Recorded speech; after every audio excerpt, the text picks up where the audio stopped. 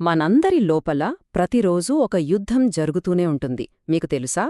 దీనిలో గెలుపోటములు పూర్తిగా మన చేతుల్లోనే ఉంటాయి. ఆశ్చర్యంగా ఉందా?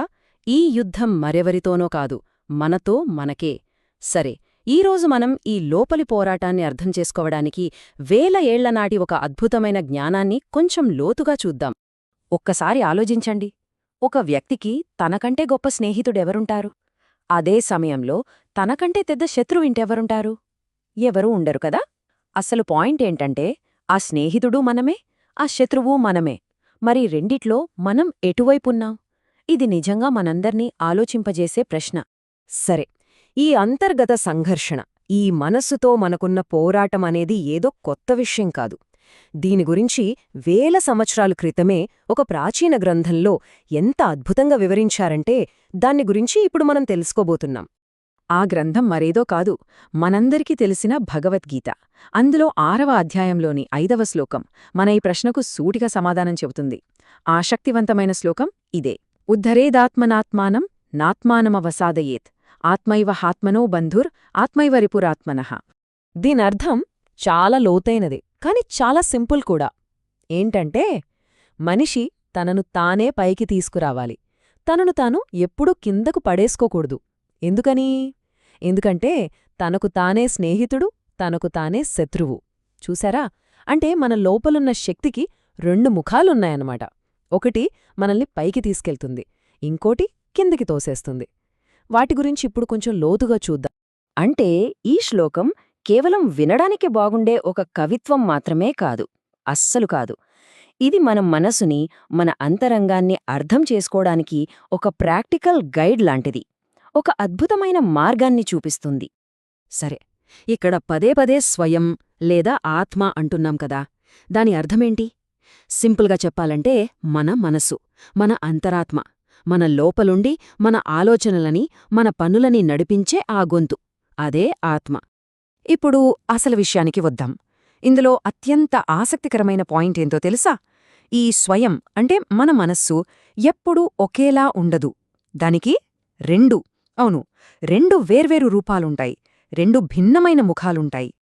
సరే, మొదటగా ఆ మంచి వైపు చూద్దాం. మన మనసు మనకు ఒక గొప్ప స్నేహితుడిగా, ఒక మిత్రుడిగా ఎలా మారుతుందో, ఆ స్నేహం మనల్ని ఎలా పైకి తీసుకెళ్తుందో ఒకసారి చూద్దాం. మన మనస్సు మనకు మిత్రుడుగా ఉన్నప్పుడు అది మనల్ని క్రమశిక్షణతో ఉంచుతుంది, మనల్ని ప్రోత్సహిస్తుంది, ధైర్యం చెబుతుంది, ఎన్ని కష్టాలొచ్చినా స్థైర్యంగా నిలబడేలా చేస్తుంది, మన లక్ష్యం మీద పూర్తి ఫోకస్ ఉండేలా చూస్తుంది. అంటే అది మనల్ని ఎప్పుడూ నిర్మాణాత్మకంగా, పాజిటివ్గా ఉంచుతుందన్నమాట. మనల్ని ఉన్నత శిఖరాలకు చేర్చే అసలైన స్నేహితుడు అంటే ఇదే. అయితే నాణేనికి రెండో వైపు కూడా ఉంటుంది కదా. ఇప్పుడు ఆ రెండో వైపు చూద్దాం.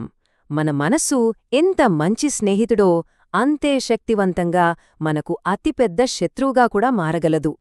ఈ తేడా ఎంత స్పష్టంగా ఉంటుందో చూడండి. ఒకవైపు మిత్రుడుగా ఉన్న మనసు మనల్ని నిర్మిస్తుంది, మనల్ని పైకి లేపుతుంది. కాని మరోవైపు శత్రువుగా మారిన అదే మనసు మనల్ని నాశనం చేస్తుంది, కిందకి పడేస్తుంది. ఒకటి ఎదుగుదలను ప్రోత్సాహిస్తే ఇంకొకటి మనలోనే సందేహాలను పెంచుతుంది. ఇది మన వల్ల కాదు అనే ఫీలింగ్ని కలుగజేస్తుంది. ఒకటి క్రమశిక్షణ నేర్పిస్తే ఇంకొకటి సోమరితనాన్ని పెంచి మనల్ని వెనక్కి లాగుతుంది. చూసారా? మన లోపల ఉన్న ఒకే శక్తి పూర్తిగా వ్యతిరేక ఫలితాలకు ఎలా దారితీస్తుందో. సరే, ఇదంతా బాగుంది. స్నేహితుడు, శత్రువు అంతా మనలోనే ఉన్నారు. మరి ఈ ప్రాచీన జ్ఞానం నుండి మనం నేర్చుకోవలసిన అసలైన పాఠమేంటి? అసలు పాయింటేంటి? ఇక్కడ మనం గుర్తుపెట్టుకోవాల్సిన అతి ముఖ్యమైన విషయం ఒకటుంది. మనల్ని పైకి లేపే శక్తిగాని, మనల్ని కిందకి పడేసే శక్తిగాని, ఈ రెండూ బయట ఎక్కడ్నుంచో రావు, అవి మన లోపల నుంచే వస్తాయి. అంటే ఇది మన తలరాత కాదు, ఇది పూర్తిగా మన చేతుల్లో ఉన్న ఎంపిక. మరి ఆ ఎంపికను ఎలా వాడుకోవాలి? ఈ మార్పు ఎలా సాధ్యం? దానిక్కూడా ఈ శ్లోకంలోనే సమాధానం ఉంది.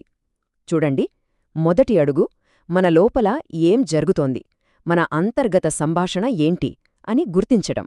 ఇక రెండోది, మనలోని ఆ స్నేహితుడిని, ఆ పాజిటివ్ వాయిస్ని పెంపొందించుకోవాలని మనం నిర్ణయించుకోవడం. చివరిగా మూడోది, నిరంతరం స్వీయ క్రమశిక్షణతో ఆ స్నేహాన్ని బలోపేతం చేసుకోవడం. కాబట్టి చివరిగా మిగిలేది ఒకటే ప్రశ్న. మన లోపల ఆ స్నేహితుడు ఉన్నాడు, ఆ శత్రువు ఉన్నాడు.